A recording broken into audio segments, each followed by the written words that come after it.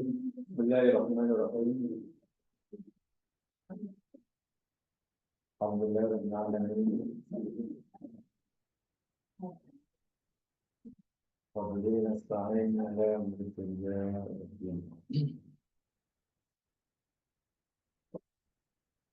Salatu wassalamu ala asyrafil anbiya wal mursalin.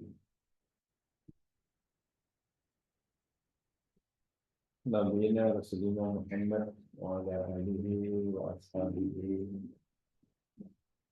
wa aswahihi wa la ilaha illallah. Raditu billahi rabba bil islami dina wa bi Muhammadin nabiyya wa rasulah. Assalamualaikum warahmatullahi wabarakatuh.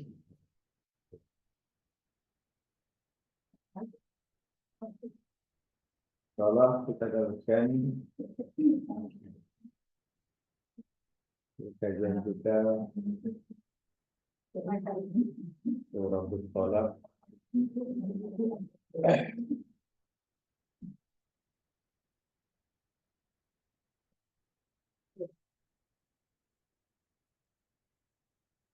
Akhir ayat yang ke-7, Allah Subhanahu wa taala berfirman,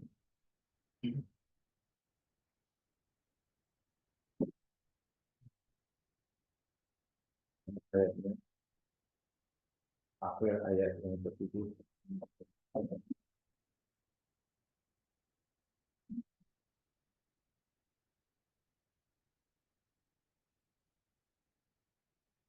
Allah berfirman, la yukallifullahu nafsan illa ma ataha sayaj'alullahu ba'da usrin yusra. Mana yang sudah maklum, ayat ke-7 yakni ayat yang berkaitan dengan kewajiban memberi nafkah ke atas suami untuk diberikan kepada istri dan keluarganya. Tentang kadarnya Allah tidak tetapkan, Allah hanya memberitahu ikut kadar kemampuan. Allah tidak memberikan apa-apa bebanan perintah kepada seseorang hambanya, melainkan illa ma'afah, kecuali sekadar seperti apa yang Allah berikan kepada orang itu. Bila Allah bagi rezeki banyak, ya banyaklah kewajiban nafkahnya. Bila Allah bagi sedikit, ya sedikitlah. Itu maksud la yukallifullahu nafsan illa wus'aha. Yang pasti kewajiban memberi nafkah atas suami atau tuan rumah tangga pada ahli keluarganya tidaklah gugur, sama ada suami itu senang maupun susah. Penghujung ayat itu merupakan memberikan harapan pada mereka yang mengalami kesusahan dalam memberi nafkah, karena Allah memberitahu sayaj'alullahu ba'da usrin yusra. Allah akan menjadikan kesenangan, kemudahan selepas kesusahan. Itu adalah harapan, rojak yang Allah berikan kepada mereka yang menghadapi kesusahan. Apalagi di dalam ayat-ayat yang lain kita temukan Allah berfirman, Innallaha yarzuqu man yasha' bighairi hisab. Allah memberi rezeki pada siapa yang dikehendaki tanpa hisab, tanpa disangka-sangka, dan seterusnya dan seterusnya. Jadi sekali penghujung ayat itu Allah memberikan satu harapan ataupun roja ataupun satu harapan. Artinya tidak selamanya orang yang susah akan terus susah, demikian juga sebaliknya. Yang senang tidak selamanya senang. Senang tidak selamanya senang.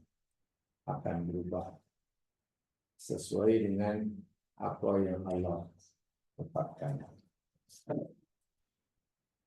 Ini ada satu kisah yang dinyatakan oleh Ibnu Katsir dalam kitabnya, kitab tafsir Ibnu Katsir, bersumber daripada sahabat Abi Hurairah radhiyallahu anhu. Riwayat ini diriwayatkan oleh Imam Ahmad dalam musnadnya, Imam Tabrani di dalam Al-Mu'jam Al-Awsat, diriwayatkan juga oleh Imam Al-Baihaqi di dalam kitabnya Dalailun Nubuwah, dan juga di dalam kitabnya Syu'ubul Iman, dan dinilai sahih oleh Nasiruddin Albani dan juga Imam Al-Haythami. Riwayatnya berbunyi begini. Ini kisah yang berkaitan dengan ayat perkataan ayat terakhir, Allah akan jadikan kesenangan selepas kesusahan. Dakhala rajulun ala ahlihi. Suatu hari ada seorang lelaki, di sini maksudnya suami, datang balik kerja, datang menemui istrinya.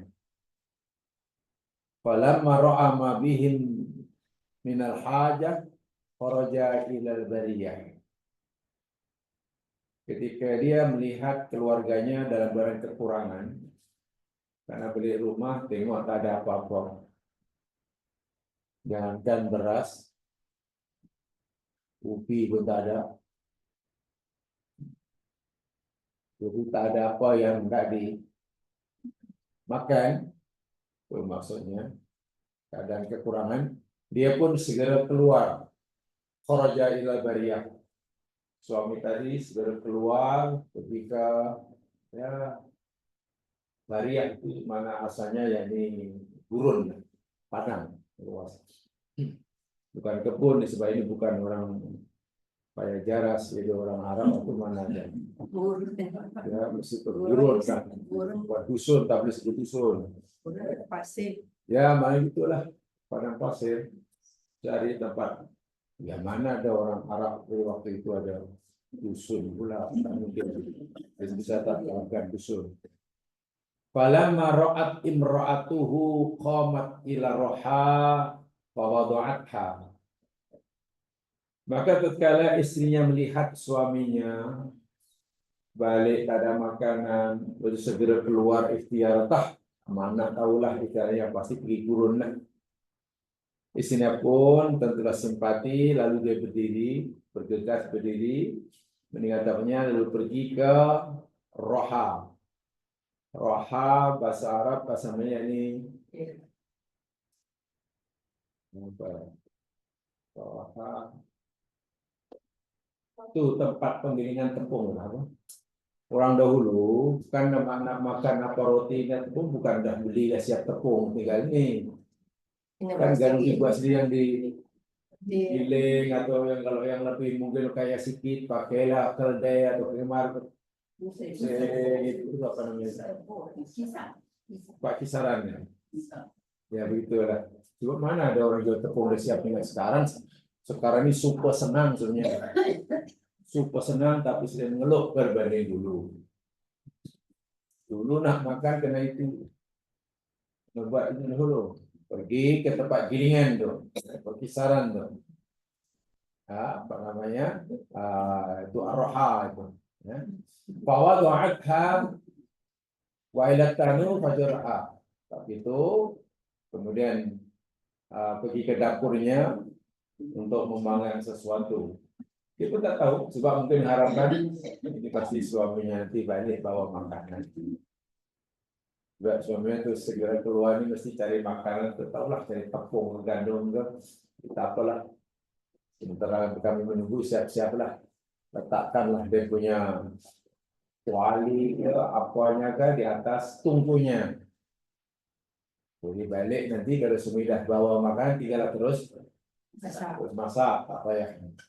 Begitu yakin perempuan istri. Wah, ada apa-apa makanan. Tu maqalat. Setelah itu perempuan tadi istrinya itu berdoa, mohon pada Allah karena tak tahu apa yang suami nanti dapat ke tidak. Kalau dapat pun berapa. Kalau dapat pun apa. Kita tahu. Tapi dia yakin Allah Subhanahu wa taala berfirman, Allah akan menjadikan selepas kesusahan ada kesenangan. Lalu istri tadi berdoa, Allahumma rizqna, Allahumma rizqna. Pendek aja doanya, tak panjang-panjang. Ya, doa yang aku malah yang pendek, sebab kalau pendek yakin, kalau panjang malah lupa. Kalau tanya mereka, kami tak kamu tadi minta apa? Oh, tidak minta. Sampai yang salah, belum buka surat. Orang dahulu hebat-hebat di masyarakat itu yakin dia susah, tak ada makanan. Dan itu aku mohon pada Allah agar Allah segera berikan makan dengan cara ya rizqu mayasa kisah. Kan Allah sendiri berfirman, dia boleh rezeki pada siapa yang lagi tanpa. Jadi doanya pendeknya Allahumma rizqna, Allahumma rizqna. Ya Allah, berikanlah kami rezeki, ya Allah, berikanlah suamiku rezeki. Karena bukan rezeki nak beli apa, nak makan. Allah luar biasa. Orang Islam dahulu ni ujian dia. Fanadarat fa idza al-jabnatu qadim tala'at. Subhanallah. Tiba-tiba selepas dia berdoa lalu khusyuk sekali membacanya, wahai ya Allah, berikan kami rezeki, berikan kami. Tiba-tiba ia melihat dan ternyata di tempat jabnah itu yang di tempat makanan, tempat masak. Ya, bakul ke apa namanya? Apa tempat benda yang dimasak sebelum masak apa namanya? Bakul, periuk, atau sebelumnya itu. Atau apa saja sebelum dimasukkan dalam mangkuk apa itulah. Tiba-tiba dilihatnya di tempat mangkuk, di tempat periuk apa namanya bakul itu sudah penuh dengan makanan. Yang nak dimasak. Dia pun heran dari mana datangnya. Dia hanya Allahumma rizqna. Pendek tapi makbul. Itu lagi bagus daripada berbuih tapi tak makbul. Sebab bila panjang itu biasanya malah kurang serius. Doa yang panjang malah kurang serius. Apalagi mengejar masa. Yang Yuk tadi nak minta berapa? Ada 50. Kalau itu laju-laju, jangan lama-lama. Kalau menjaga 1, 2, 3, 5, 6. Tengok tempat apa namanya? Tidak ajabna qad intalaat. Sudah penuh. Penuh dengan makanan yang diperlukan untuk hari itu. Qala wa dhahabat ila tanuri fayadathu mumtali'an. Abu Hurairah yang menceritakan riwayat ini berkata, perempuan itu pergilah ke tanur. Tanur itu yakni periuk yang sudah diletakkan di atas dapur. Kuali atau periuk yang sudah diletakkan di atas dapurnya, dapur masak, tungkunya, itu namanya tanur. Di bahasa Arab ini berbeza-beza aja masing-masing. Kalau masih digantung di dinding, di apa, di rak, itu namanya kidrun. Kidrun. Tapi kalau sudah diletakkan di atas apa, tungku dia, api sudah dinyalakan, yang sudah dah jadi tandur. Tandur. Bukan kenduri, angkatnya lah. Ini tak ada dal. Ini tak ada dal. Tanur, bukan tandur. Ya, ya, tanur aura. Tak ada dal. Kalau di nasi itu ada tambah di, jadi tandur. Dia pun terus begitu dan dia memang dah penuh pun. Allah, dah penuh makanan di situ. Ya, mana tepung lah mungkin yang nanti yang tidak dimasak itu. Kalau faronya jauh, selama kemudian suaminya pun balik ke rumah. Tak tahulah dapat makanan ke tidak. Kalau kata suaminya, namanya suami tak dapat bawa makanan, gagal lah pergi ke gurun tadi. Dia nak cari makan pergi ke apalah Bariah, ya tak dapat.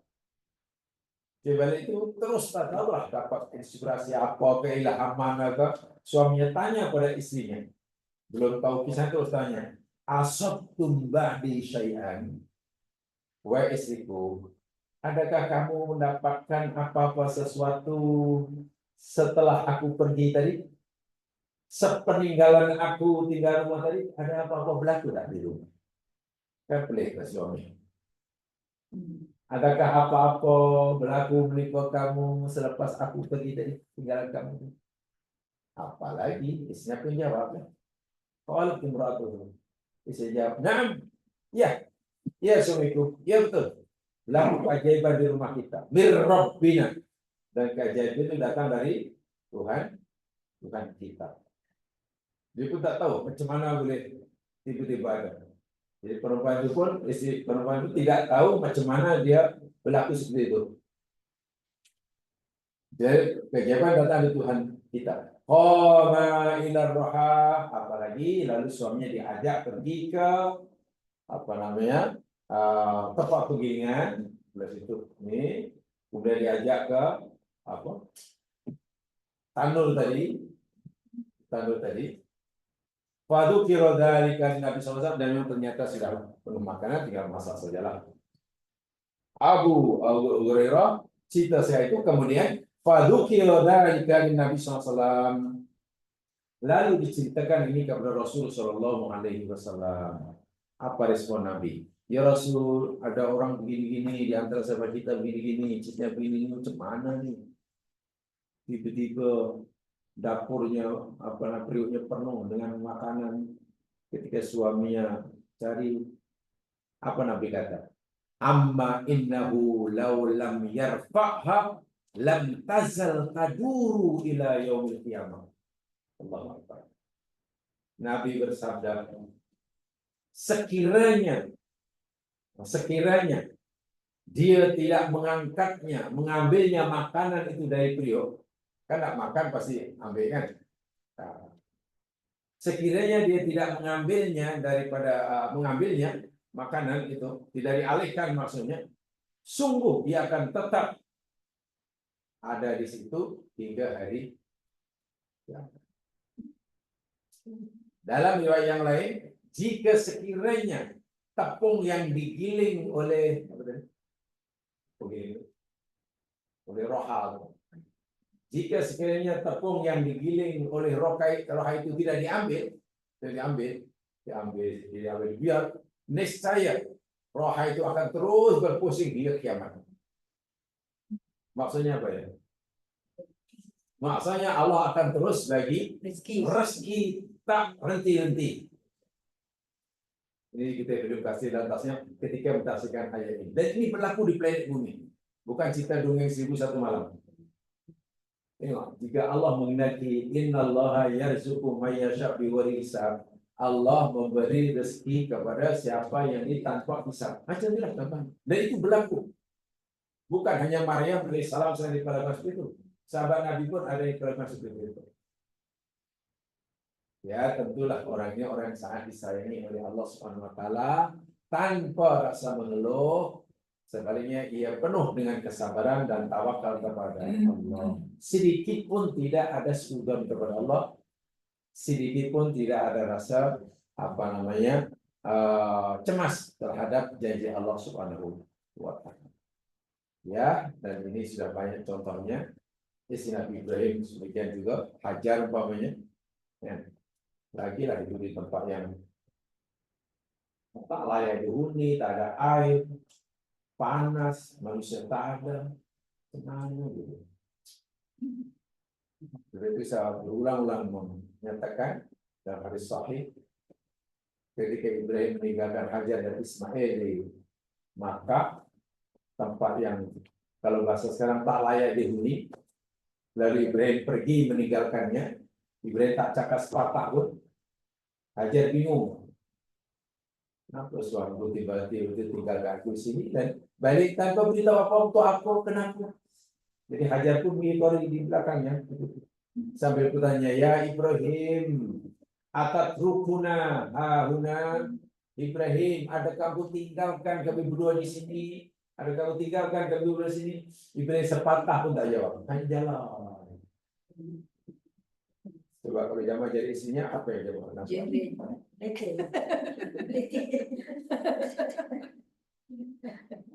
Terus jumpa mendaftar perkawinan.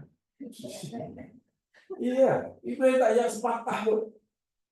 Adakah engkau nak tinggalkan kami berdua dengan anak kita di sini? 3 kali bertanya, 3 kali tak jawab, lalu Hajar pandai dia mengubah pertanyaannya. Allahu amaraka bihada Ibrahim. Adakah Allah yang menyuruh engkau meninggalkan kami di sini? Pandai pertanyaannya. Allahkah yang menyuruh engkau? Maknanya ini bukan kemauan engkau, tapi Allah yang suruh engkau. Baru Ibrahim membalikkan Musa apa adanya, lalu na'am. Allahu amarna. Iya, Hajar, Allah yang suruh aku. Mendengar jawaban itu, Hajar menjawab, merespon, idan la yudayyi'unallah. Kalaulah begitu Ibrahim, kalaulah ini perintah Allah, pasti aku yakin Allah tidak akan mensia-siakan kami. Itu jawabannya. Dan Ibrahim itu sendiri dia pun berkata, sikit pun tak kecewa, tak menyesal. Kalau Allah yang suruh, mana Allah tidak mungkin akan mensia-siakan kami. Kalau hari ini tak ada air, kan air itu Allah yang punya. Kalau hari ini tidak ada makanan, kan situ Allah yang punya. Walaupun aku di tengah-tengah apa padang pasir, kepuh di bukit, binatang apa namanya buas banyak, itu semua ciptaan Allah. Jika Allah yang menyuruhnya kami dekat di sini, ya sudah. Aku yakin Allah tidak men-sia-siakan kami. Dan betul. Apa yang Alhamdulillah. Itulah jadi iman memang ya Mas kan, iman ini susah untuk difikirkan, susah. Karena iman ini bukan untuk difikir. Iman untuk diyakini, dirasai. Kalau kita pikir, ya tapi itu belum beriman. Kalau masih tapi masih beriman. Tapi nah itu belum mukmin dong. Belum mukmin. Sebila ada iman dalam hati, la tapiyat. No tapi. Banyak. La tapiyatu, no tapi. Ya. Ya bukan karena tawakal saja, yakin bahwa bila Allah yang suruh pasti tidak mungkin Allah akan menjahanamkan hambanya yang dicintai. Itu aja. Allah tidak mungkin menyuruh hambanya melakukan suatu perbuatan yang akan mencelakakannya. Tidak mungkin Allah melarang hambanya meninggalkan sesuatu yang tujuan untuk menyusahkannya. Keyakinan yang segitu yang sudah walaupun dia belum dapat memahami. Jadi dia yakin bukan karena sudah paham, justru karena tak mampu nak paham itulah dia yakin, dia iman. Iman ini mempelik. Orang beriman dia tidak begitu bukan karena dia paham, justru karena dia tak mampu nak memahami lah dia. Sesuatu yang masih boleh dipahami dengan akal itu bukan iman, itu hanya percaya. Anda yakin, Anda boleh percaya bahwa api itu panas? Ya tidak. Nah itu bukan iman, itu hanya percaya. Anda yakin ciri itu pedas? Ya, salah. Ya, itu bukan. Jadi tak boleh. Aku beriman kepada pedasnya ciri, tak boleh. Iman itu bila akal sudah tak mampu nak pikir. Karena memang akal tidak diberi kemampuan yang cukup. Iman itu bukan makanan akal, bukan makanan pikiran, tapi makanan hati nurani yang paling dalam.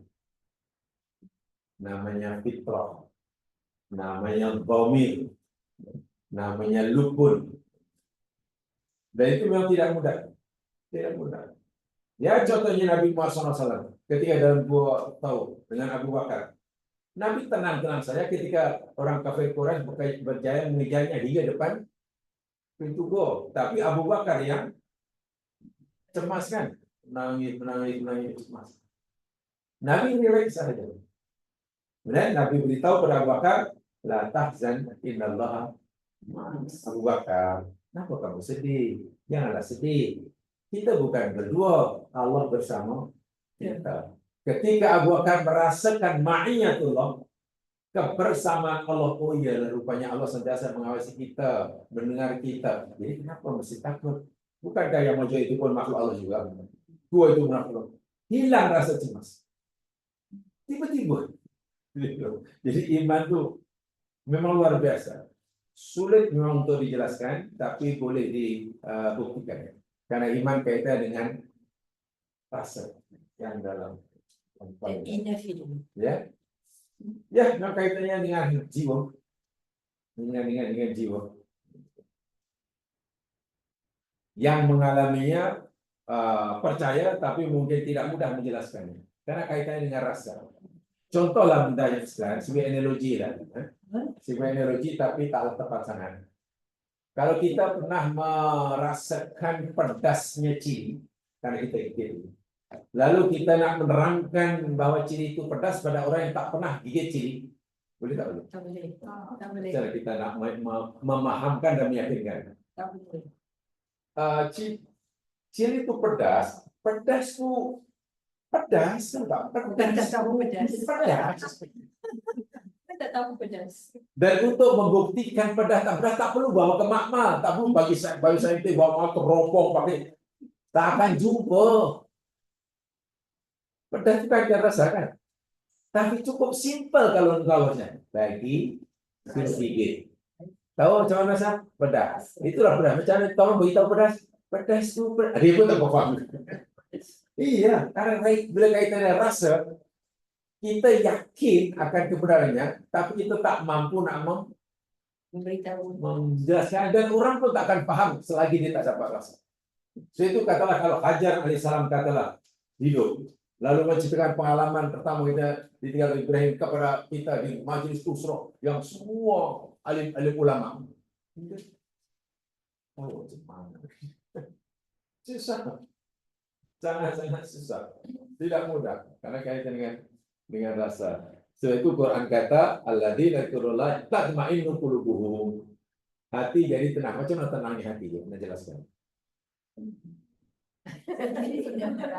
Tenangnya jiwa, tenangnya hati, mutmainnahnya qalbu, damainya qalbu.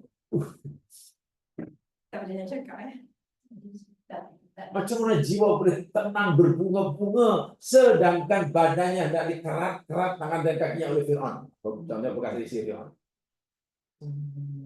Nak kata gila tak gila. Menghadapi kematian boleh begitu tenang setengah. Kan susah kan? Itulah iman. Dan ini pernah dialami pada zaman Nabi ya. Masya Allah. Bukan tak punya simpanan, bukan punya hutang, tak ada makanan. Sangat sederhana sekali. Jauh sekali ya. Pada zaman ini sebenarnya, bila sebut susah itu sebenarnya susah. Kalau untuk ukuran kita sekarang ini dah apa ya? Dah paling pada yang paling maksimum lah kalau susah. Bukan susah tidak tak ada rumah, bukan tak ada apa namanya baju, tak ada makanan. Nak makan pun tak ada. Nabi, Abu Bakar, Umar pernah tidak punya makanan. Dan malam hari dia keluar.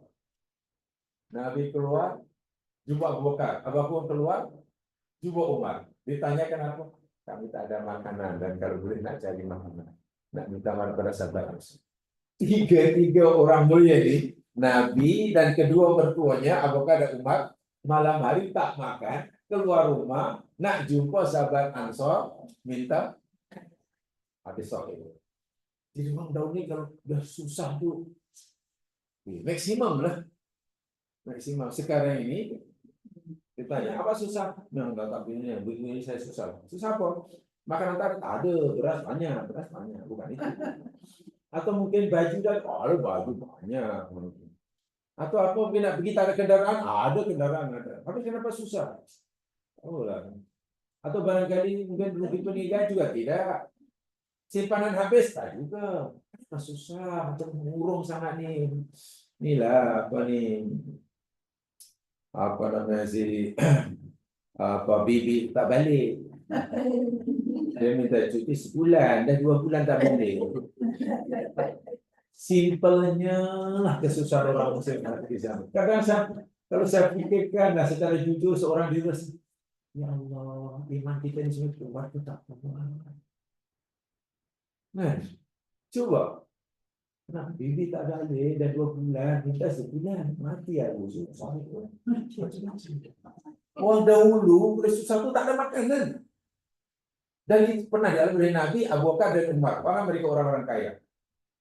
Karena kekayaan bila ada peluangnya juga pada orang lain. Sehingga pernah malam hari, ya tidak apa namanya perut mungkin dah tak tahan terpaksa keluar, ya mungkin nak jumpa sahabat Ansar dan minta makanan dan Ansar pun jumpa Ansar akhirnya beli makanan, bukan makanan yang apa namanya tanduri, bukan nasi tanduri, tamar yang masih ada dalam batangnya adalah dan makan. Dan kan bila macam tu Allah, kesusahan kita hari ini tak ada apa-apanya lah berbanding sahabat-sahabat. Tak tahulah sekian persennya tak ada. Sedangkan jasa mereka pada agama Islam, jasa kita tak ada apa-apanya berbanding jasa mereka. Jasa mereka sangat besar berbanding kita, kesalahan mereka pun sangat besar berbanding. Jadi kalau kita berkaca kepada kehidupan salafus saleh, saya ingat yang malu pun ada, ya, merasa jauh pun ada. Dan itu yang dicontohkan oleh salafus saleh, ya. Saya selalu mendengar di mana-mana. Ikut salaf ulang golongan salaf, kembali pada sunnah. Jangan bukan hanya bab wirid atau bab usoli saja. Kembali pada sunnah, artinya cerita apa? Bab usoli, bab dikir. Memanglah itu mereka ini, tapi coba ikut yang itu. Ikut salafus saleh, ikut sunnah macam mana? Pernah kamu diuji oleh Allah seperti mana orang dahulu diuji dan kamu sabar? Yang itu saya tak pernah belajar, saya tak pernah. Jadi karena kita ikut sunnah itu hanya pilih-pilih yang sunnah, yang senang-senang, yang ya tak boleh lah begitu, ya. Tak boleh begitu. Karena itu dalam Quran disebut, ya. Coba tengok ayatnya ini. Kalau tengok ayat ini agaknya bukan mengurangi harapan, ya. Ayat ini jangan kita anggap nanti akan mengurangi harapan kita masuk surga. Tapi ayat ini hendaklah menjadi pengajaran bagi kita untuk kita terus bersemangat berusaha. Lihat firman Allah Subhanahu wa taala,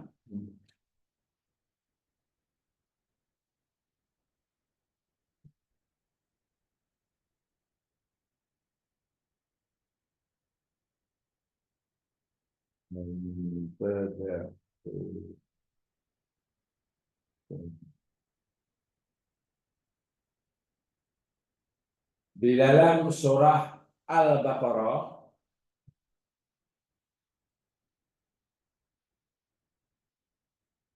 ayat 214. Ayat ini adalah jadi renungan kita. Bila kita diuji oleh Allah, ada musibah, janganlah cepat-cepat beratnya musibah ini. Jangan lekas-lekas kita dulu kita kata, oi, dahsyatlah musibah yang terbahas. Mungkin kalau kita paham musibah yang dialami oleh sahabat Nabi, oleh Nabi, ya Musibah yang Allah timpa kita, mungkin kita masih perlu ucapan Alhamdulillah. Tengok ayatnya. 214. Am hasibtum an tadkhulul jannah. Apa artinya? Am, bahkan adakah hasibtum, kamu pikir, kamu menyangka, kamu mengira an tadkhulul jannah, kamu masuk surga. Tengok ayatnya pun dimulakan dengan pertanyaan yang ayo. Ini sindiran ke kritikan ke teguran. Adakah kamu menyangka, kamu orang mukmin lah. Adakah kamu orang mukmin menyangka, mengira, menduga bahwa kamu akan masuk surga? Maksudnya apa tuh? Ini kalau bahasa anak muda lah. Kalau bahasa anak muda, bahasa kasar anak muda, terjemahannya. Lu ingat lu boleh masuk surga? Lu ingat lu boleh masuk surga? Dan kalau itu ditujukan orang kafir, patutlah. Ingat, ayat ini ditujukan kepada orang mukmin. Dan orang mukmin yang kemudian ayat ini pada zaman Nabi, bukan mukmin hari ini. Kalau mukmin yang hidup pada zaman Nabi pun Allah masih kata seperti ini. Apakah kamu pikir kamu akan masuk surga? Walamma ya'tikum mathalul ladzina khalu min qablikum, sedangkan belum datang kepada kamu perumpamaan orang-orang yang telah berlalu sebelum kamu. Sedangkan belum menimpa kamu musibah sebagaimana yang menimpa umat sebelum kamu. Umat sebelum kamu, Allah kata, aku telah timpa pada mereka musibah. Masat humul baksa. Telah menimpa akan mereka al-baksa. Al-petaka, kesusahan, wadzarra, dan kesempatan hidup. Wazulzilu, dan mereka diguncangkan kehidupannya hatta yaqulan rasul, sehingga rasul mereka berkata walladzina amanu ma'ah, dan orang beriman bersamanya pun berkata mata nasrullah, bilalah pertolongan. Akhirnya musibah ini ringan ke berat? Kalau para nabi dan sahabat-sahabatnya, pengikutnya yang setia itu pun kata bila ada pertolongan Allah, sangat berat loh. Ala inna selalu baru. Ketahuilah, sebenarnya pertolongan Allah itu sangat dekat. Tengok. Adakah kamu pikir kamu masuk surga, sedangkan belum menimpa kamu musibah seumpama musibah yang telah menimpa kaum sebelum kamu? Umat-umat sebelum kamu, Allah kata, telah menimpa mereka kesusahan hidup, bencana, malapetaka, kesusahan, hidup mereka diguncangkan. Guncang ini maknanya tidak tenang lah. Huru hara sana sini. Sehingga mereka, hatta Nabi mereka pun mengadu pada Allah. Ya Allah, bila akhirnya pertemuan. Sebab kalau para Nabi dan pengikut setianya diuji dengan ujian sakit, mereka masih senyum. Alhamdulillah. Kalau saya diuji dengan banjir, kemudian rumah tenggelam, alhamdulillah. Itu kecil bagi mereka. Diuji dengan kematian saudara, ya mungkin innalillah, itu saja. Tapi jika ujian itu hingga menyebabkan para nabi mereka dan pengikut saya mereka pun kata mata nasrullah, itu mana ujiannya sangat besar dan berat. Bila dah seakan Allah berkata beginilah, bila nanti kamu dah diuji seperti itu dan kamu sabar, ya barulah bolehlah kamulah berangan masuk surga, bolehlah. Tapi kalau belum tu, lu ingat lu boleh masuk surga. Apa susah? Ayat ini saya tanya bukan untuk mengurangi harapan kita supaya kita kurang berharap, bukan untuk membunuh harapan masuk surga. Sebenarnya ayat ini yakni Allah suruh kita agar kita terus berusaha lebih gigih lagi, supaya kita dengan ayat ini supaya kita merasa belum cukup masuk surga, gitulah. Jangan confident atau jangan overconfident. Oh, ini belum cukup, tambah lagi. Oh, belum cukup. Macam itu maksudnya. Jadi sangat-sangat berat. Dan baiknya pula kalau kita memahami kisah-kisah orang dahulu ini dengan musibahnya, bila sekarang kita ditimpa musibah, ya musibah itu akhirnya kita dapat merasa ya ringan lah berbanding musibah dibandingkan orang dulu itu. Nah, yalah, tanya apa yang masa ad-darra ba'sa zulzilu zilzalah. Wih, ini bukan hanya COVID,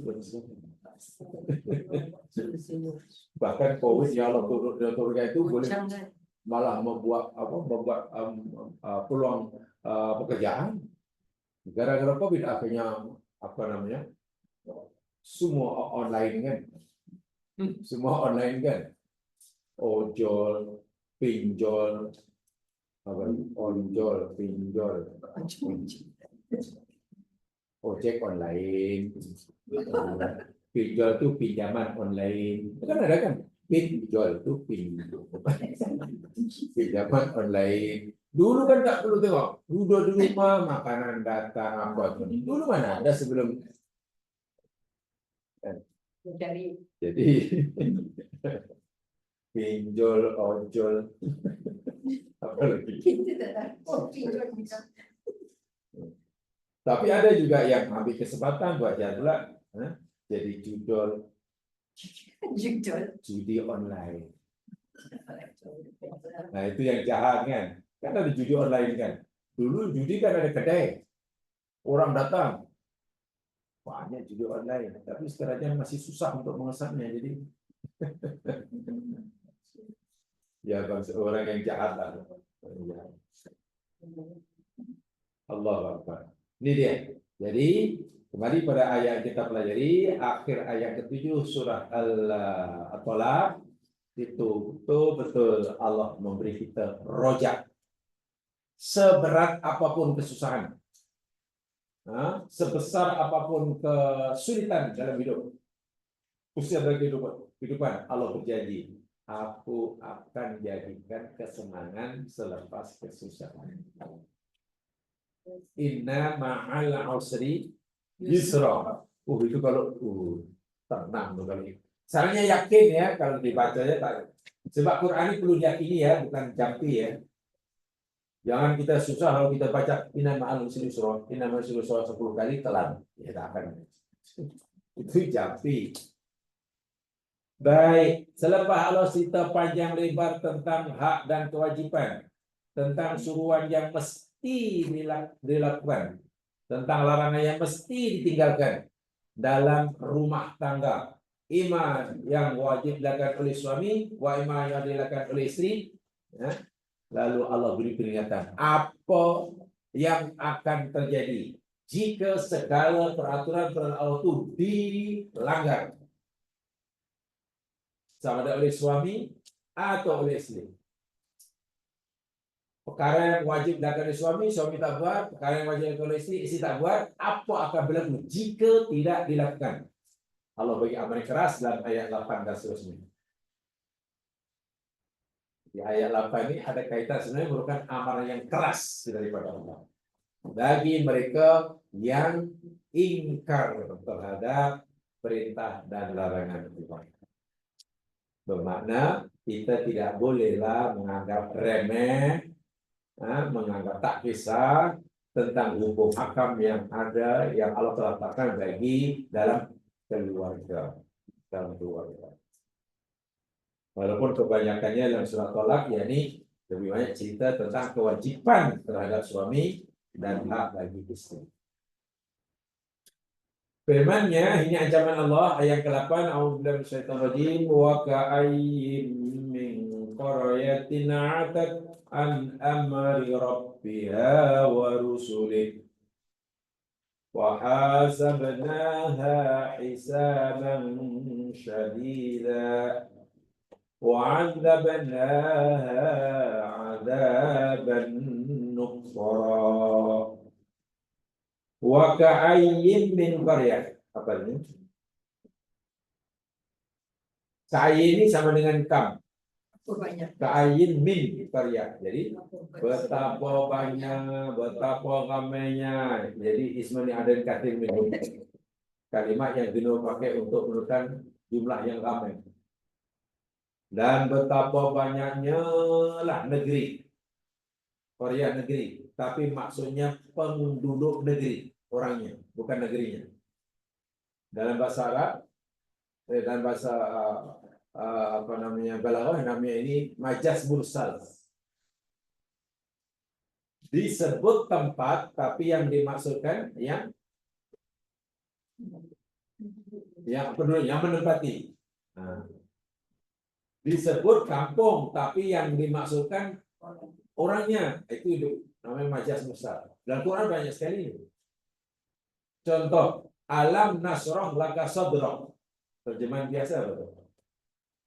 Alam nasroh, bukankah kami telah melapangkan laka bagi engkau wahai Muhammad sodroka, sodrul, dada. Allah sebut dada. Tapi takkan kita katakan, kita fahami, bukankah kami telah melapangkan bagi engkau dada engkau. Allah sebut dada, tapi yang dimaksudkan yang ada dalam dada. Hati. Jadi terjemahnya hati. Itu namanya majaz mursal. Hati yang ada rasa. Dan betapa banyaknya lah kampung, negeri, negara atau apa saja. Atat an amri rabbiha. Atat daripada ata yaktu ya, ini fi'il madhi untuk muannas. Ya. Jadi ata ain ta alif. Maknanya al-khuruj an ta'ah. Ata ini maknanya khuruj an ta'ah, keluar daripada ketaatan. Ini paham derhaka.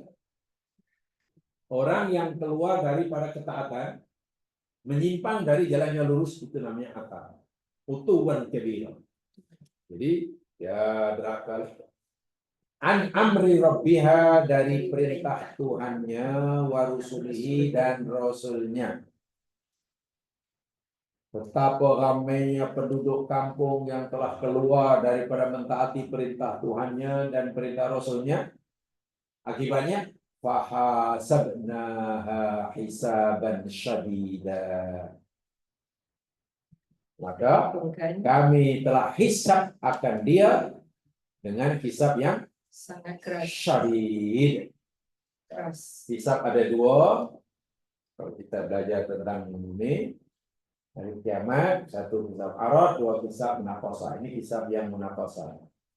Wa adzabna, selepas dihisab dengan hisab yang susah, keras, adzabna, kami siksa dia penduduk kampung itu ada nukron.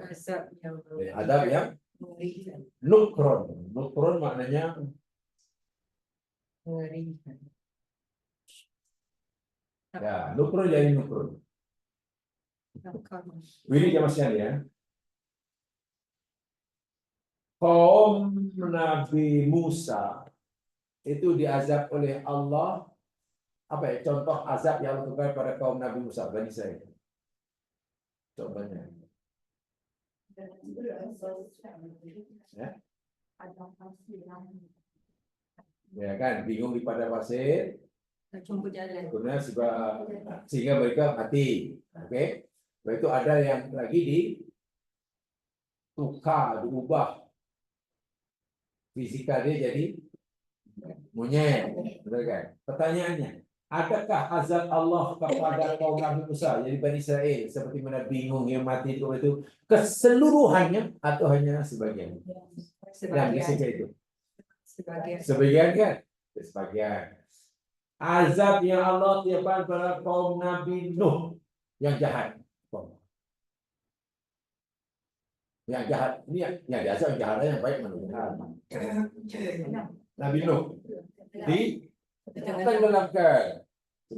Pertanyaannya, adakah azab yang Allah berikan kepada kaum Nabi Nuh ini hanya pada sebagian atau semuanya yang jahat? Semuanya jahat. Nah, azab yang boleh membinasakan hingga ke akar Apa dia? Akan rugi. Kekeras sehingga tidak lagi melahirkan zuriat, itu namanya adzaban nukron. Sehingga kaum itu pupus dah karena dah tak ada. Ini. Jadi kalau azab bencana itu hanya menimpa sebagian, tapi semuanya masih selamat, masih ada anak cucu berduriat, itu bukan adzaban nukron.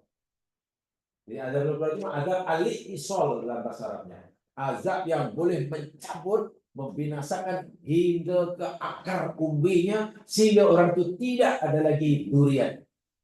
Jadi kalau nak cari penantuan tak ada. Nah, dah pupus dah. Jadi termasuk makhluk yang pupus. Dinosaur itu kira pupus ke belum? Pupus. Pupus. Nah, katanya masih ada sekarang dinosaur. Maksudnya bangsanya lah sebangsa. Contohnya apa? Krokodil. Krokodil. Komodo Komodo sebenarnya. Itu kan di Jawa. Kayak Indonesia kan NTT. Ya, NTT. Nusa Tenggara Timur. Ada satu pulau namanya Komodo. Satu-satunya di dunia. Nah, itu dinosaur itu. Itu dinosaur. Gaya hidup dia, bahkan ada dokter yang hewan yang buat kajian, memang termasuk DNA dia, cara hidupnya, cara memangsa makan, memang sebiji macam dinosaur yang benar. Biawak itu tak ada sangat, tak ada. Memang Hanya besar. Besar dia. itu yang besar. Tapi tahun bulan-bulan. Ustaz dah pergi buat tu. Saya tak pernah sampai. Sekarang konon dah senang. Apa maknanya sampai itu senang? Hanya ya kosnya lebih tinggi, pasal kemudahan banyak. Pasti itu pulau kan? Ya kan tu pulau ni cantik. Cantik lah, memang. Jadi pergi. Sekarang sudah ada airport. Mesti dulu dah buatkan itu di apa namanya simpang 4 di Tangerang itu. Apa itu situ apa cantik. Itu sewa perahu, sewa kapal. Ferry ke tempat itu karena beberapa jam nanti ke situ. Ya kalau seorang mesti rombongan gitu. Masalah kan ya. Masalah biasanya di situ itu masih berhari-hari Pak Maksud. Komodo. Memang pelik. Itu tidak pupus. Nukron adab nukro adab yang boleh memupuskan hingga ke akar umbi Kongo. Jadi kalau nak cari katalah bangsa yang Allah timpakan azab nukron, sekarang kita nak cari siapa duriannya tak jumpa dah. Dah habis. Bani Israel tak pupus, sekarang masih banyak darah Israel. Itu jadi keras sangat ancaman Allah ini. Ramai kampung, mana penduduknya, penghuninya yang menderhakai keluar daripada mentaati perintah Tuhannya dan perintah Rasulnya, lalu kami kata hisab mereka. Kami buat perhitungan dengan perhitungan yang sangat-sangat keras dasar. Selepas itu kami azab mereka dengan azab yang jadi ada dua ancaman ya. Satu dihisab dengan cara yang susah, itu pun dah. Ancaman pertama, kedua adabnya. Ini akibat daripada perbuatan mereka al-khuruj, bermakna melanggar larangan Allah, mengabaikan perintah Allah. Itu benda yang sangat serius itu loh. Sebab itu pribadi saya katakan ya.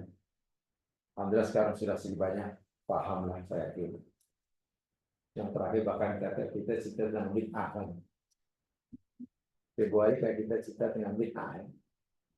Apa bid'ah Februari? Yang berkaitan dengan hukum keluarga ini kan ada panggil bid'ah. Apa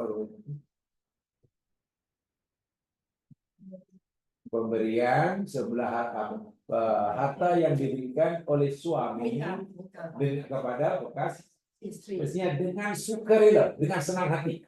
Mata itu dengan senang hati. Tamatut. Jadi tak ada rasa terpaksa, tak ada rasa ini dan sebagainya. Dan memberikannya mesti dengan cara ma'ruf atau ihsan. Maknanya apa? Walaupun suami tadi mungkin hatinya masih rasa bengkak, Nah, kebengkekan yang ada dalam hatinya tidak boleh menjadikan alasan untuk tidak memberikannya. Itu berat sekali itu kan. Jadi min'ah itu sebenarnya mesti diberikan oleh suami karena permintaan istri atau karena arahan mahkamah. Kita ulangi. Min'ah itu sebenarnya pemberian yang mesti diberikan karena permintaan istri atau karena perintah mahkamah. Karena perintah Allah. Jadi tak payah tunggu. Istri minta, tak payah tunggu mahkamah putuskan. Tapi realiti dia dalam masyarakat kita, mungkin suami baru akan berikan min'ah dan mungkin istri baru akan mendapat hak min'ah selepas berjuang berbulan-bulan, bertahun-tahun, naik turun mahkamah, lawyer 5 orang. Coba, adakah macam itu tidak termasuk al-furus untuk atillah? Berat semestinya, sangat berat. Tapi itulah karena apa ya? Karena mungkin dah biasa berlaku, seakan-akan benda itu biasa. Seakan benda yang salah bila dah dilakukan ramai orang dan sering dilakukan, tidak lagi dianggap salah. Banyak kesalahan. Tiap hari saya katakan, istri umpamanya tak suka istrinya, suami tak suka istrinya. Bila tak suka, merasa teraniaya, sebenarnya suami ada hak untuk menceraikannya. Boleh atau tidak boleh? Boleh. Tapi suami ini otaknya memang loya buruk. Kalau aku cerai memang boleh. Tapi kalau aku cerai nanti aku tak boleh ambil lagi. Ambil apa benda yang dah bagi kan, tak boleh kan? Tak boleh. Yang kedua mesti memberi teruslah aku. Dah lah tak boleh ambil benda yang telah diberikan pada istrinya. Min'ah pula kena beri. Sekarang macam mana supaya aku boleh pisah tapi tak perlu bayar min'ah dan masih boleh ambil. Caranya macam mana? Caranya. Ini suami otak loya buruk ni. Dia berperangai, sengaja berperangai yang tak disukai oleh istri. Kan?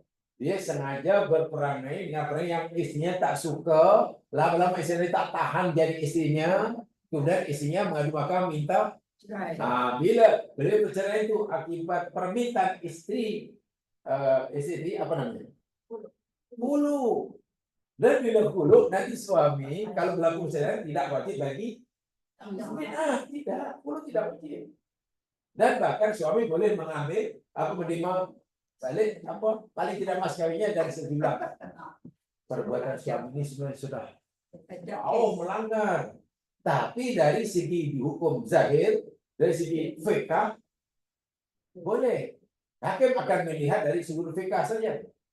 Ya fikah membenarkan. Tapi takkan agama ini hanya cerita bab zahir. Hati orang itu sudah sengaja buat. Ini dipanggil makar ya dalam bahasa ini. Buat makar, buat tipu daya terhadap hukum Allah. Ya macam sejibik macam Israel dah. Sejibik macam Bani Israel. Allah larang cari ikan hari Sabtu. Lalu mereka kalau aku langgar, aku dosa. Macam mana supaya aku tetap dapat ikan tanpa melanggar? Pasang perangkap ikan malam Jumat malam itu. Ambilnya hari Ahad. Nabi Musa kata, ini salah. Jangan lakukan. Nabi Musa tak pergi. Diingatkan, akhirnya mereka di itulah yang makar. Jadi apa ya? Ya, tipu hela. Tipu hela coba nak itu jahat. Dari segi hukum fikah boleh. Kalau kita tanya, ya hukum fikah hukum zahir zaman sekarang. Kita fikah tidak akan bicara apa niat orang itu. Seperti saya katakan, ada suami istri, baru kawin katalah, yalah baru kawin dan ingin bercampur suami istri di siang Ramadan, dia tahu tak boleh, kan tak boleh. Kalau bercampur juga dengan istrinya siang Ramadan, akan diberikan kifarah kan, dari kifarah senang berat, memeliharakan seorang hamba, sekarang tak ada. Bagi makanan berpuasa 2 bulan berturut-turut. Atau bagi makanan sebanyak 60 paket miskin. taruh aku ini gimana. Lalu si pasangan muda ini otak lawyer guru tadi lah. Tak apa itu fake kata. Tak apa kalau itu satu saja. Otak kita pergilah ke Kuantan pergi Kuala Terengganu pergilah ke Muar kan bisa daripada rumah sampai sana kata Fika dah lebih kurang 80 kilo lebih lah. Oh lebih ini tak mau lebih lah walaupun mana berapa kilo lebih kan 100 lebih itu. Maknanya bila musafir ikut Quran bab Fika boleh buka atau wajib puasa? Boleh buka. Betul? Boleh berbuka. Jadi di sana dalam musafir itu berbuka minum. Karena minum maknanya dia statusnya bukan lagi orang berpuasa. Lalu bercampur dengan istrinya. Niatnya hanya itu. Kalau kita tanya Fika kata tak apa. Itulah Fika. Fika ini hukum zahir. Tapi coba kalau kita dan VK tidak akan memberikan niat kamu dari rumah itu tak bukan urusan VK. Itu dah masuk Allah SWT masuk ihsan, masuk iman. Itu besar sekali itu siksanya. Ya, karena ia sudah ada niat untuk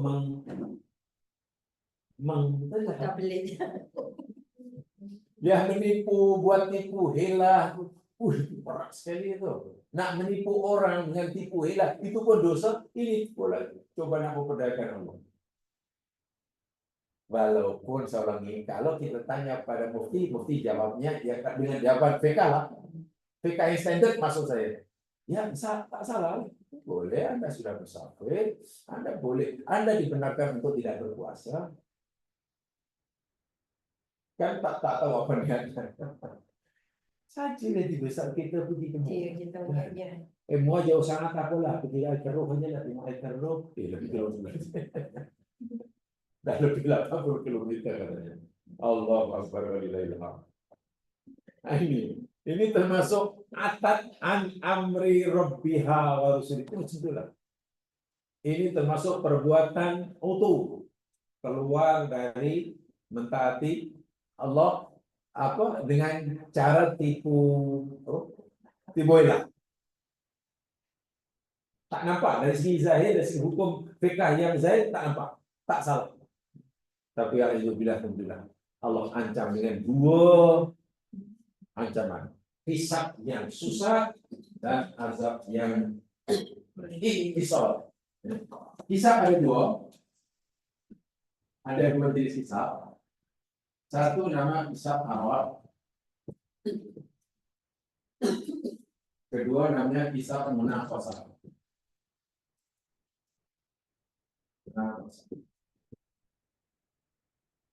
Tadi ada nukrun ya. Ada nukrun. Nukrun itu sama dengan istiqsal.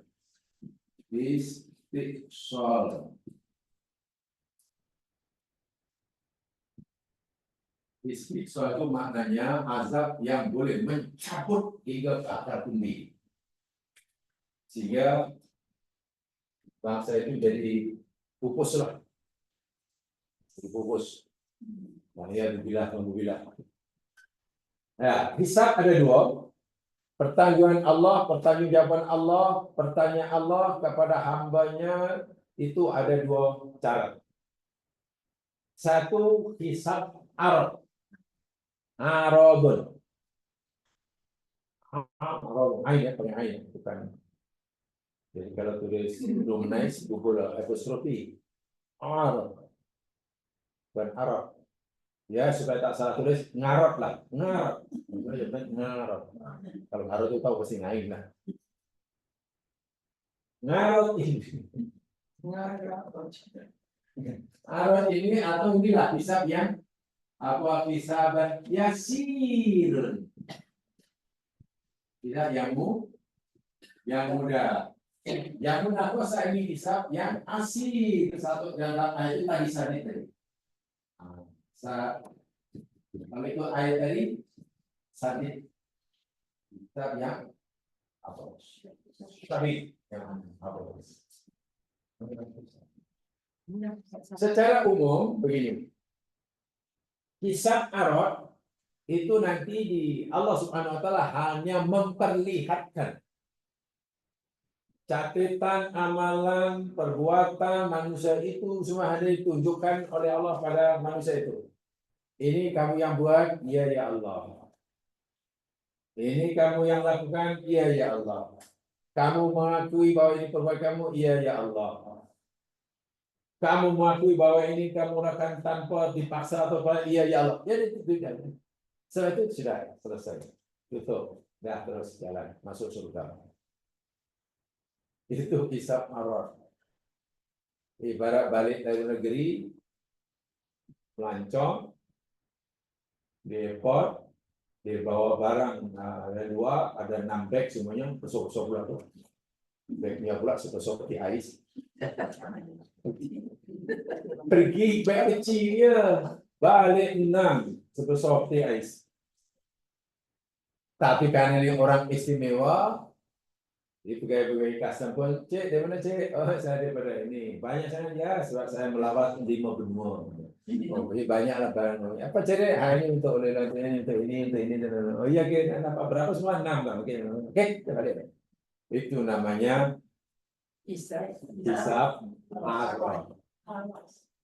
Mudah, senang sungguh. Pegawai yang custom hanya tanya apa sih ini banyak, ada berapa? Ada 6. Ini betul ini lagi. Nah, sudah. Adapun yang munakosa itu sebenarnya ada soal jawab mana asalnya. Ditanya satu persatu, sekecil-kecilnya. Ibarat balik dari lagi bawa jarum pun ditanya, ini apa nih jarum? Jarum kamu beli di mana? Berapa harganya? Untuk apa? Dari mana itu duitnya kamu? Kalau silap sisanya tahan. Jarum punya pasal. Belum kasutnya, belum beg tangannya, belum jam tangannya.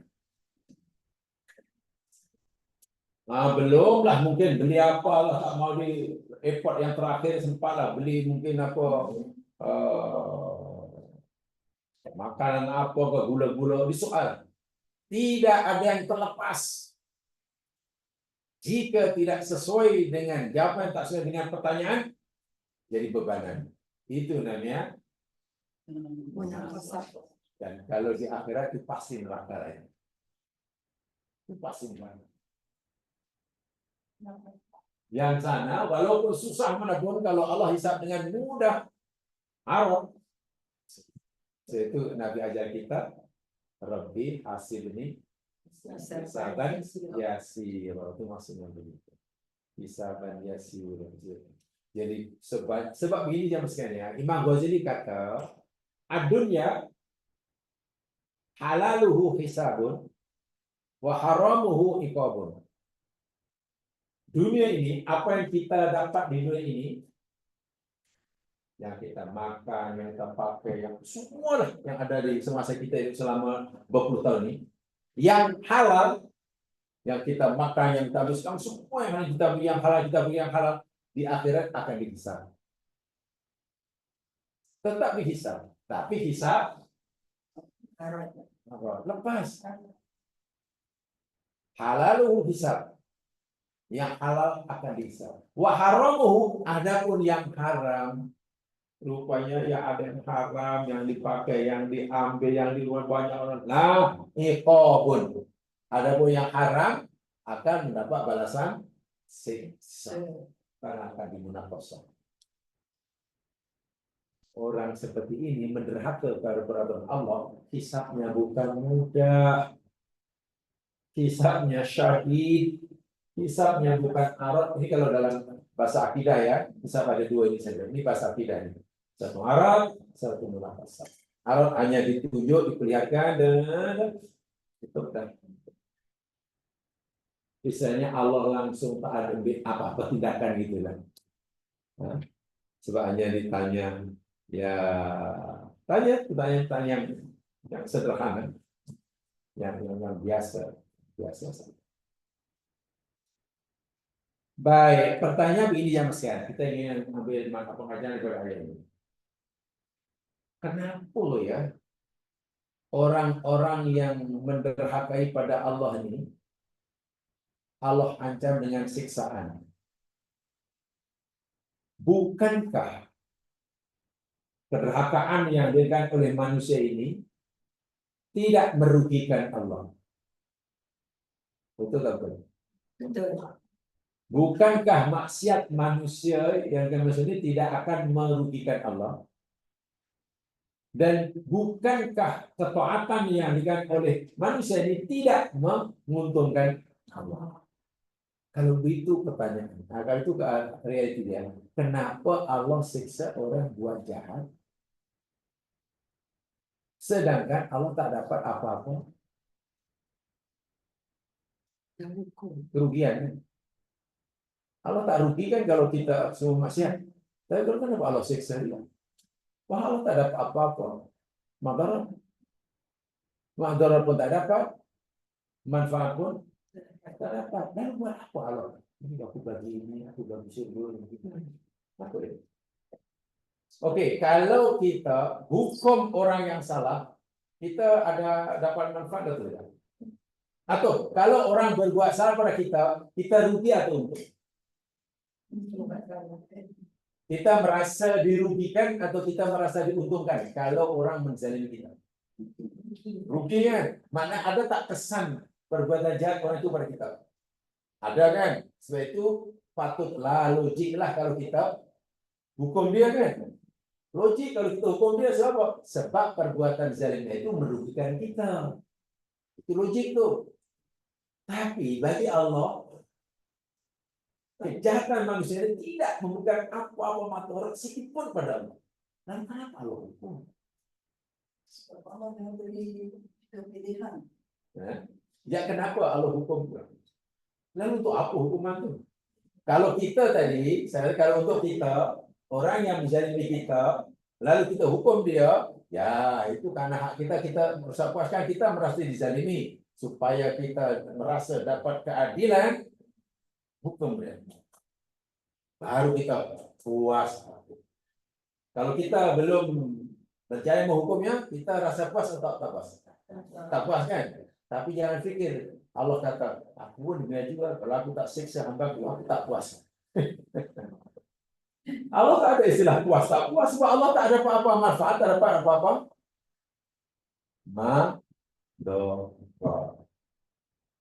Di sini jamaah sekalian, ya, ini wajib kita yakini seyakin-yakinnya. Pertama sekali yang sekalian, kedudukan Allah di hadapan hambanya, ini pertama kita kena paham. Position kedudukan Allah di hadapan kita itu sebagai Tuhan yang berhak disembah. Satu, berhak disembah.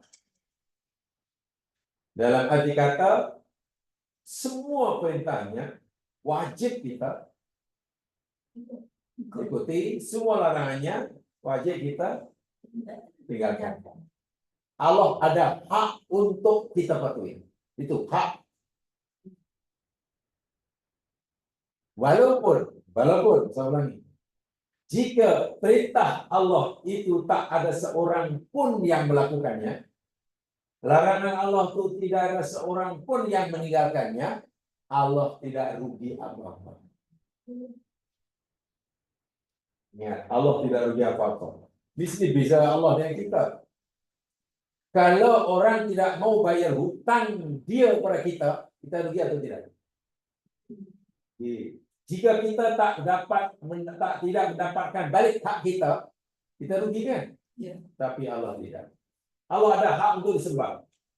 Tapi jika sekiranya tidak ada seorang makhluk pun yang menyembah Allah, Allah tidak rugi. Ya, kita paham itu. Jika orang yang berhutang kepada kita itu bayar balik kepada kita untung. So, ya. Tapi jika seluruh manusia ini menyembah Allah sekalipun, Allah tidak akan mendapat apa-apa manfaat. Hak Allah tidak berkurang jika hambanya tidak memberikannya. Hak Allah tidak bertambah jika hambanya memberikannya. Allah itu sifatnya ghaniyun anil alamin. Tidak berhajat kepada alam semesta. Kalau ini kita sudah pahami, lalu buat apa siksaan Allah dan ganjaran tadi? Kita menyembah Allah itu bukan untuk kepentingan Allah. Saya ulangi, manusia menyembah Allah bukan untuk kepentingan Allah, karena Allah tidak akan mendapat apa-apa manfaat. Manusia menerhaka pada Allah pun bukan untuk merugikan Allah, karena Allah tidak mendapat apa-apa manfaat. Jadi kita tak taat ke, itu untungnya baik buruknya kembali pada kita. Saya itu bila orang buat jahat, dia dapat balasan itu untuk kita, itu bukan untuk Allah. Seakan-akan bila kita melakukan kejahatan pada Allah, kita mohon pada Allah agar Allah siksa kita. Seakan-akan. Karena Allah Subhanahu wa taala ada perintah, ada larangan, lalu Allah beritahu, bila kamu buat perintahku, lalu itu aku bagi kamu pahala. Untuk kamu, bukan untuk aku. Aku tak dapat apa-apa keuntungan. Bila kamu buat kejahatan kepadaku, aku bagi kamu siksa. Ada dua. Dan jika aku bagi kamu siksa pun, bukan maknanya aku puas hati. Nah, ini ada, kalau manusia pasti puas hati kan, puas baru padan untuk Allah Maha Suci dari sifat seperti itu. Seluruh alam menderhakainya, Allah tetap mulia. Seluruh makhluk menyembahnya, Allah tidak akan bertambah kemuliaannya. Kalau itu untuk apa Allah sediakan surga? Untuk apa Allah sediakan neraka? Itu untuk manusia 100%. Jadi jika manusia itu mendekat pada Allah, hakikatnya seakan-akan orang itu berkata, ya Allah, hambamu nak patungku ya Allah. Kan? Ketika di masa itu seakan-akan dia, ya Allah, hambamu tak nak patung, karena hambamu minta siksamu tu. Bagi siksa pada aku. Jadi jika Allah bagi siksa pada hambanya yang menderhaka, Allah tidak ingkar janji. Allah adil.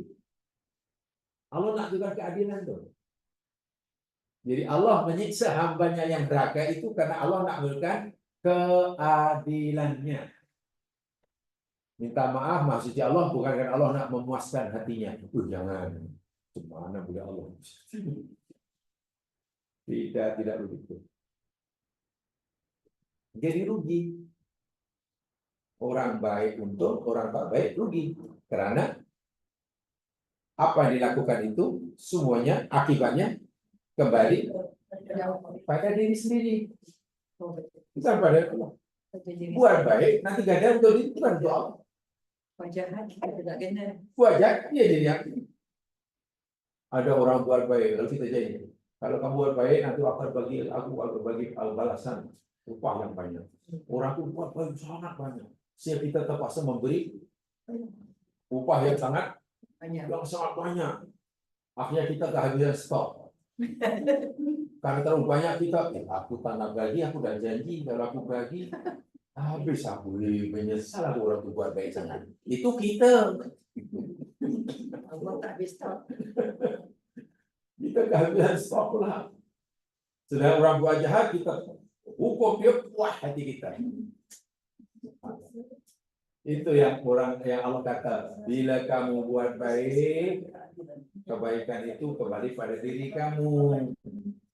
Bila kamu buat jahat, kejahatan itu balik pada diri kamu. Tengok ayatnya. Inilah hikmah siksa.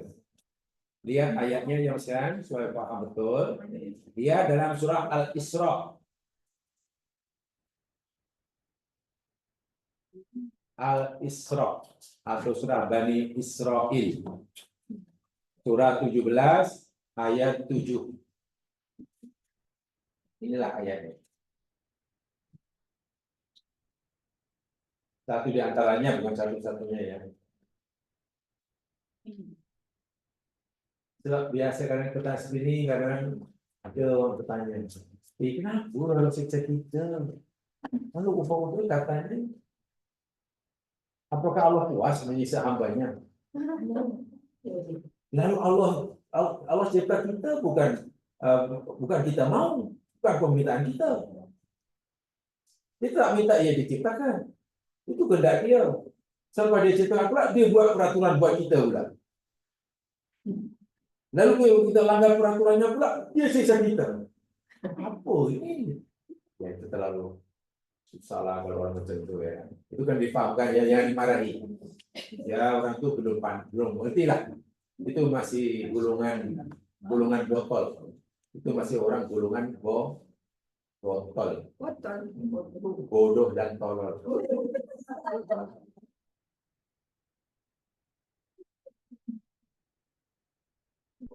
Ini istilah saya ya, orang lain tak buat. Itu orang yang masih ula'ihumul betul. Orang-orang itulah kumpulan orang bodoh dan tolol. Macam dia tak percaya. Ya, Banyak tak taat. Bukankah dia macam tak percaya sebenarnya? terus pertanyaannya, Jadi hukuman tu dari segi orang menghukum orang yang tak percaya lah.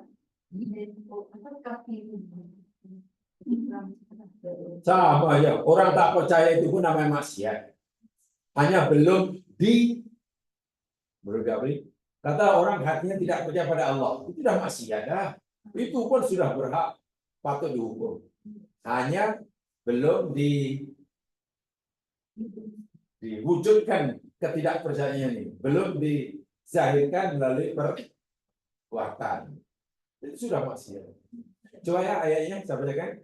In ahsantum, apa artinya? Jika kamu berbuat baik. Ini Allah yang kata ini. pasti Hai manusia, walaupun dijawab pada Bani Israel ya, tapi masuk pada seluruh manusia ini. Hai manusia, jika kamu berbuat baik, ahsantum li anfusikum. Apa dia? Kamu berbuat baik bagi diri kamu sendiri. Bila kamu buat baik, kebaikan itu kembali pada diri kamu. Sebaliknya, wa in asaktum, dan jika kamu berbuat buruk, kamu buat jahat, kamu buat dosa, fa'laha, maka bagi dirimu juga laha. Tadi di anfuskum ini lam itu bagi ya. Maka bagi diri kamu juga tengok. Jelas ini hukum Allah. Bermakna seakan-akan Allah berfirman, aku tak ada urusan sama sekali. Aku tak ada urusan sama sekali. Kamu buat baik, mana kamu minta ganjaran kepada aku, karena aku ada ganjaran. Kamu buat jahat, karena kamu minta siksa daripada aku, karena aku juga punya siksaan. Jadi jika kamu buat jahat, bagaimana kamu minta siksa, bila nanti aku beri kamu siksa, aku menunjukkan keadilan aku.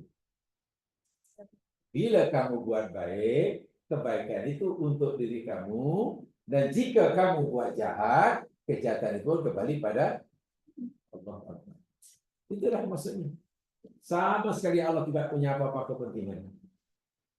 Semua itu semua untuk kepentingan makhluk. Karena Allah sifatnya ghaniyun 'anil alamin. Apa namanya? Tidak memerlukan, tidak berhajat kepada selainnya. Sikit pun. Contoh mudah lah, tapi tolong difahami. Kalau kita membaca takbir, katalah Allahu Akbar, takbir. Maknanya apa? Allah Maha Besar. Allah Akbar takbir. Jadi bertakbir maknanya kita membesarkan Allah, betul ya? Takbir itu maknanya kita membesarkan Allah. Yakin itu. Kemudian pertanyaannya, Allahu Akbar, mana kita membesarkan Allah. Adakah Allah menjadi besar karena kita membesarkannya? Yakin? Oke. Ya. Adakah Allah tidak menjadi besar jika kita tidak bertakwil? Nah, ini perlu dipegani betul. Jangan kita pikir Allah jadi makin besar karena semua bertakwil. Dan bila tak ada orang bertakwil, Allah tak ada kuasa. Subhanallah. Sehingga maksud saya begini, takbir kita kepada Allah itu sebenarnya tidak memberi apa-apa manfaat bagi Allah, tapi ya. Jadi bila kita dapat manfaat, mana Allah tunaikan janjinya. Karena ingat Allah kata, aku ini ada pahala, aku juga punya siksa. Terpulang pada kamu nak yang mana? Begitulah maksudnya. Dan aku akan berikan kepada kamu sesuai dengan apa yang kamu minta. Itu saja. Allah tak punya apa-apa kepentingan, tak punya dipanggil apa. Jadi maha suci Allah daripada ada apa konflik of interest itu manusia. Konflik interest itu hanya manusia ya. Karena manusia memang interestnya banyak tapi penuh konflik. Yang ada konflik of interest itu manusia aja kan? Ya, karena manusia banyak interestnya tapi juga dasar konfliknya. Sehingga manusia yang paling berkonflik adalah manusia.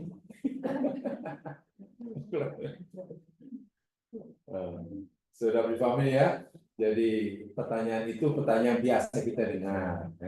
Kenapa lah Allah siksa hambanya? Bukan ada menyiksa bukan bermakna Allah suruh. Apa faedahnya? Kalau apa faedah bagi Allah? Ada faedah. Apa manfaat Allah? Tidak ada manfaat bagi Allah. Apa ruginya? Allah tak rugi. Menyiksa pun tak rugi, tak menyiksa pun tak rugi. Diderhakai pun tak rugi, dipuji pun tak untung. Sebab Allah tu Ghani. Kalaulah begitu, kenapa Allah suruh kita mentaati? Kenapa Allah melarang kita menderhakainya? Perintah Allah semuanya untuk kepentingan kita, bukan untuk dia. Dan Allah kata, aku ni ada dua, ini surga, ini neraka. Terpulang kamu nak minta mana, wahai manusia? Kalau kamu minta surga, aku bagi. Kalau kamu minta neraka, aku bagi. Sudah, aku tak punya apa-apa. Luar biasa itu bagi saya. Jadi seluruh kita punya Tuhan yang tidak punya kepentingan sendiri. Bagi saya dulu apa orang Mesir dahulu sebab Firaun rugi. Yang disebab itu banyak kepentingan dia. Dipuji sombong, dikeji marah. Sebab Tuhan yang ada banyak kepentingan. Kacau. Yang tenang, hati yang tenang itu kalau dia menyembah satu Tuhan yang sifatnya seperti itu. Maha kuasa, maha hebat, maha mengetahui, maha kaya, maha penyantun, maha penyayang. Kalau kita dosa, dia maha pengampun. Kalau dia miskin, dia maha memberi rezeki. Kalau dia sakit, dia maha menyembuhkan. Allah Akbar. Kan Allah itu ya, kalau kita pahami dengan sifatnya, kita ini jadi orang yang paling bahagia lah. Punya Allah yang sifat seperti itu. Apa yang habis kita susah, dia yang boleh membahagiakan. Kita ada masalah, dia boleh menyelesaikannya. Jadi kenapa? Kita sakit, dia menyembuhkannya. Sedangkan kalau kita punya orang tua yang kaya raya, pemurah, penyantun, penyayang, itu menjadi anak pasti happy. Untung aku menjadi anak orang tua yang suka macam-macam. Aku tak khawatir sakit karena bila sakit orang tua aku ada hospital sendiri. Aku tak khawatir sakit karena orang tua banyak dokter pakarnya. Aku tak takut lapar karena orang tua aku banyak makan. Aku tak khawatir tak punya duit karena orang tua ada bank. Itu pun anak pasti bagian kan punya Allah macam tak happy. Sebab itu kata orang-orang tasawuf lah yang sampai dah tingkat tinggi ini masih belajar pondok. Orang yang sering mengeluh, sering merasa kurang, maksudnya tak ber, cuma orang yang kurang bertuhan, bukan tidak bertuhan, kurang bertuhan. Atau mungkin Tuhannya masih Tuhan yang dipercaya mungkin Tuhan yang belum sempurna menurut dia. Sebab kalau orang yang benar-benar yakin Allah itu maha sempurna dalam semuanya, karena ada ruang bagi kita untuk, apalagi kita hambanya diciptakan, ditadbirnya, kita penakut, dia yang membuat kita mengantuk, dia tidur, dia pula yang maka kita jantung kita yang sangat bermanfaat itu pun dia yang coba-coba. Kita belajar ingatnya, kemudian masuk memori kita, dia menjaga memori kita. Masa tidur dia ambil memori itu, kita karena Allah yang begitu murah, kita tak. Sedangkan punya kawan yang baru belajar sekali dua itu pun kita lebih baik kawan itu. Wah, baru belajar sekali. Kawan baru belajar sekali itu pun kita puji-puji. Allah bukan belajar kita sekali dua. Jadi kenal Allah itu sangat-sangat mustahil. Sangat mustahil. Sehingga yang ada hanya ya subhanallah, hanya subhanallah, hanya alhamdulillah. Allah itu yang ada. Tak adalah yang lain-lain mungkin.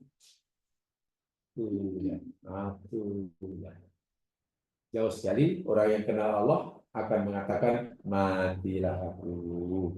Matilah. Tak mungkinlah perlu ucapan itu. Hanya karena bibi tak. Itu kalau kata tok guru pondok Pak Kiai itu, kamu belum bertuhan. Atau entah kamu ini Tuhan, kamu ini siapa lah. Sebab kalau kamu benar-benar bertuhankan Allah, kamu tidak mungkin berkata begitu, kamu tidak mungkin bersikap seperti itu. Ini kata Pak Kiai di pondok Darussalam mengajar panjang lebar, nah tidak. Rupanya, ya waktu saya tak paham, tapi lama sekarang mulai betul lah kata guru. Gitu. Boleh jadi kamu menganggap sebab apa? Menganggap kamu mendakwah kamu sudah bertuhan, tapi jangan kamu ini belum bertuhan. Sebab kalau kamu betul-betul bertuhan dan Tuhan kamu Allah, tidak mungkin kamu kata begitu, tidak mungkin kamu buat seperti itu, tidak mungkin kamu berkomen seperti itu. Begitu sudah. Setelah dijelaskan apa yang lebar. Islam menyeronokkan, ya, bukan menyesatkan nafas kita. Ini baru baru orang yang tak balik itu pun dah mati lah itu.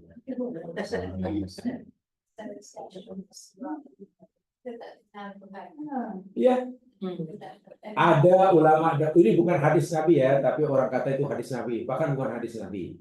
Awalul ini ma'rifatullah. Kan awal agama itu kenal, itu bukan hadis Nabi, tapi maknanya betul. Itu hanya ucapan seseorang ulama dahulu. Jadi memang orang bila dah kenal Allah, karena itu sebagai pemulaan, imam misalnya, ibarat kereta api itu sebagai apa, yang menarik yang depan itu, kepala kereta api yang menarik. Ini kereta api dulu bukan yang mundur depan belakang serupu. Lokomotif. Lokomotif ini ya yang itu ikut. Nanti ikut yang itu, rezeki ikut, ibadah ikut. Saya betul-betul, saya bertuah punya Tuhan yang seperti ini. Saya itu kata kiai saya, kalau kamu betul-betul lah bertuhan ke Allah dan kenal betul lah, tidak mungkin kamu akan kata macam yang kamu ucapkan tadi. Kenapa? Tak mungkin kamu akan buat macam itu. Tak mungkin kamu akan berpikir itu. Kalau betul-betul kamu bertuhankan Allah. Bagaimana? Jangan-jangan kamu ini belum bertuhankan Allah. Atau jangan-jangan kamu ini Allah belum jadi Tuhan kamu. Jadi Tuhan kamu belum Allah, tapi Tuhan kamu masih hantu. Ustaz kita mula belajar mula tak kan tak belajar itu dulu. Ya tak apa, selagi ada kesempatan teruskan kita tak belajar itu saja. Artinya beginilah, saya tidak menolak, tapi maksudnya jangan terlalu mudah kita, kalau dalam bahasa Arab dipanggil mencari taktik. Jangan terlalu mudah bagi kita untuk mencari alasan untuk membenarkan, untuk menjustify. Kita salah, tapi supaya kita merasa kurang bersalah, kita cari itu tidak baik. Bagi saya tidak baik. Ya sudah, kalau apa yang penting. Jadi ibaratnya di bawah kita itu kita lebih sering melihat ke depan. Kan bisik itu besar kan? Kenapa bisik itu besar dan saya mira kecil? Saya mira untuk kita gunakan untuk tengok belakang. Mustahil atau bukan mustahil? Penting. Tapi bagaimana yang kalau kita asyik tengok saya mira ya. Langgo. Maknanya tengok belakang itu sesekali kan. Sepanjang jalan kita mesti lebih tengok depan dan itu besar. Hidup dunia juga mesti jangan asyik bernostalgia yang enggak boleh. Ke depan. Yang belakang itu gelap ke terang ke masa silamnya itu susah ke apa. Ya boleh sekali tengok boleh. Kan saya mira. Tapi hidup mesti segelap manapun masa silam seseorang, dia masih berhak untuk punya masa depan yang cerah. Itu kata pakar motivasi lah. Segelap apapun masa silam seseorang, ia masih berhak untuk punya masa depan yang cerah. Jadi kita sebenarnya lebih menatapnya ke depan dulu. Sesingkat manapun masa depan. Sebab kalau kita masa depan masih ada, kita abaikan, kita lebih tengok side mirror aja. Ya belanggo lah dari itu. Janganlah kalau kita asyik tengok side mirror. Belanggo. Sesekali boleh dan memang usaha side mirror pun susah juga. Itu filosofi mereka. Jadi sebenarnya kenapa bersikir kena besar supaya kita ada harapan. Tapi kalau yang ada harapan yang ditaruh harapan begitu besar kita tak ambil peluang, asyik tengok yang kecil aja. Belang. Setiap orang pasti mengalami begitu. Hanya terpulang kita lebih bijak atau tidak yang seperti kalau jawabannya ilmu Allah dan saya rasa senang dengan Allah ciptaan dia tahu yang terbaik buat saya. Jadi mudah untuk perkataan saya. Bahkan sampai satu peringkat kalau orang itu kenal pada Allah, perintah dan larangan Allah itu akan dirasai nikmat Allah yang terbesar. Itu kesimpulan yang saya dapatkan di masa belajar. Jika orang itu benar-benar tidak kenal Allah, nikmat terbesar Allah pada kita ini bukan harta benda, bukan anak, bukan kesehatan. Nikmat terbesar Allah yakni perintah dan larangannya. Seakan-akan Allah berfirman, memberitahu, aku sangat sayang kepadamu wahai hambaku. Dari bukti kesayanganku yang terbesar pada kamu, yakni aku beri kamu perintah yang kamu mesti buat, dan aku berikan larangan yang kamu mesti tinggal. Karena perintah ini besar. Ini karena nikmat besar. Karena nikmat ini bila kita terima dia sendiri masuk surga. Iya pasti orang buat apa yang suruh, tinggal apa yang Allah surga tempatnya. Iya nikmat ini. Tapi nikmat harta belum tentu orang masuk surga. Ramai yang dihumban dalam neraka dengan harta. Nikmat pangkat kedudukan boleh masuk. Nikmat belum tentu. Itu orang dahulu, Nabi contohnya, inama juniatu salatu qurratu ain. Inama juniatu qurratu ain itu salat. Sehingga Allah menjadikan salat itu sebagai qurratu ain. Sesuatu yang menyejukkan hati, sesuatu yang Nabi anggap sebagai perkara yang boleh membahagiakan yang sebahagianya, jadi salat. Ketika Nabi salat ini, Nabi dah betul-betul merasakan satu ketenangan. Kenapa ya? Karena satu perintah Allah yang paling utama. Bukan Nabi tak bahagia ketika berkumpul dengan keluarganya. Ini bagaimana sholat itu bagi Nabi nikmat terbesar Allah. Sehingga sahabat dahulu, luar biasa. Bila ada sholat itu kalau boleh tak salam-salam, tak akan assalamualaikum warahmatullahi wabarakatuh. Begitu apa ya? Menikmatinya. Macam orang lah kalau dijamu dan jamunya sedap kan kalau boleh tak berhenti. Karena kita melihat makan itu nikmat terbesar Allah. Ada orang nikmat terbesar Allah jadi jalan-jalan. Itu kalau jalan-jalan, sampai kepala lutut. Oke, dia tetap. Bukan Orang soleh melihat nikmat besar Allah itu jadi perintah dan larangannya. Sehingga melakukan perintah Allah itu seronoknya luar biasa, bahkan ketagih. Seakan, ya Allah, kenapa lah Engkau hanya wajibkan pada kami hanya 5 kali, ya Allah, sholat ini. Wah, seronok ya Allah. Allah kata, tak apalah, aku ini sayang pada kamu. Aku wajibkan hanya 5 saja, karena aku sayang kamu. Tapi kalau kamu nak buat sukarela, bolehlah tambah yang sunat. Tengok. Yang sunat itu kan hanya sukarela kan. Jadi orang-orang soleh dahulu tak cukup hanya dengan 5 waktu. Karena merasa terlalu sedikit. Sekejap menikmati nikmat Allah, akhirnya sholat. Puasa demikian juga, sedekah demikian juga. Tapi karena Allah lebih sayang, Allah bagi kita yang wajib itu sedikit saja. Yang selebihnya biar sukarela. Coba bayangkan kalau semua itu diwajibkan. Satu hari bukan 5 kali, tapi 50 kali. Zakat bukan segitu, tapi semua. Haji tiap bulan. Kita duduk kita. Jadi yang wajib Allah sedikit itu karena Allah sayang kita. Tapi Allah kata, tapi kalau kamu dengan sedikit itu pun dah rasa nikmat dan kamu belum puas menikmatinya, boleh kamu tambah yang sunnah. Sehingga Allah, kalau kita mencari kenikmatan kepada itu, insya Allah itulah kebahagiaan yang sebenarnya. Yang lain itu kita menjadi pelengkap, ya, menjadi pelengkap. Ya masa makan jadi nikmat nomor 2, jadi pelengkap, bukan nomor 1. Gitu. Nomor 1. Sehingga orang dahulu bahasa mudahnya, masa makan pun ingat sholat, masa makan pun ingat sholat. Itu orang dahulu. Karena bagi mereka sholat itu nikmat yang besar. Orang sekarang masa sholat pun ingat makan. Itu masalahnya.